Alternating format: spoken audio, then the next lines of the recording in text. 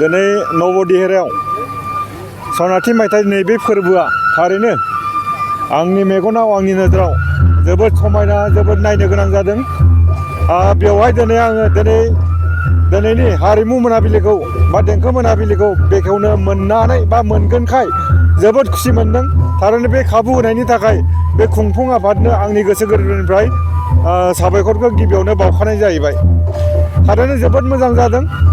खाथि खालानि जाय बिथांमोना फैनो गोसो बिथांमोना नैबेयाव फैनानै खनसे नायफैयोब्ला जानो हागौ गोजोननायबो मोनगोन। आरो जोंहा फोथायनाय दङ नैबे गणेश मन्दिराव जुदि जाय बिथांमोना गावनि गोसोनि लुबैनायखौ हास्थायनायखौ बुंनानै लायो, गोबां रायजोफोरा बुंदों बेवहाय बुंनानै जुदि लायोब्ला गावनि साननायखौ मोनफुङो होननानै जायगानि मानसिफोरा जोंनि सिगाङाव बुंनाय फोथायनाय दङ। नोंथाङा प्रजेक्टफोर लाखुमानानै दं नामा? नेक्स्ट इयारनि थाखाय बा 2024 आरो 25 मायथाइनि थाखाय मोनसे ससियेल आरो रमान्टिक सावथुन लिरनानै दोनदों। बेखौ जाम्बि प्रडाक्टआ दिहुननाय जागोन सनितपुरनिफ्राय। बे फिल्मनि मुङानो जाहैबाय गोसोआ बोराया। बेयाव समाजनि जाफ्लेबाय थानाय फिसा फिसा जाथायफोरखौ नोजोर बोनानै बेखौ माबोरै फोसाबनो हागोन, बेनिफ्राय जों माबोरै गोजानाव थानो हागोन बेखौ नोजोर बोनानै बे फिल्मखौ लिरनाय जादों। जानो हागौ रायजोफोरा नायनानै गोजोननाय मोनगोन आरो माबा मोनसे सोलोंनो हागोनखा फोथायनाय दङ। बेवहाय नोंथाङा फाव खालामगोन नामा? ओरैनो मोननैसो फाव दङ।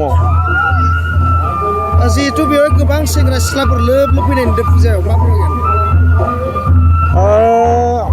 आं सिगाङाव बुंबोनाय रायजोफोरखौ नायफैयोबा मोजां जायो। बेयो जाबाय बे आंनि गोसोनि बाथ्रा बा रायजोनि खावलायनाय। नाथाय मोनसे दुखु गोनां बाथ्राया जाहैबाय जोंहा SLC एबा मेट्रिक एग्जामबो सोलिबाय दङ, गुबुन फारसेथिं हायार सेकेन्डारिबो सोलिबाय दं आरो HS डिग्रिसिम फार्स्ट सेमिस्टारनिबो एग्जाम सोलिबाय दङ। बेनि थाखायनो जानो हागौ नैबे खुंफुं आफादा गोसोबायदि साउन्डखौ दामनो हायाखै, खमायनानै दामनो गोनां जादों। साउन्ड सिस्टेमखौ एसे खम खालामनो गोनां जादों। नोंथांनि अनजालि बिसिखौ लाबोयाखै नामा फुजायाव? अनजालि बिसिया दङ, मबावबा खारनानै दं, इयो गिदिंबाय दङ। दा रायजोफोरखौ आं नैबेखौ आंनिफ्राय दुखु फोरमायगोन।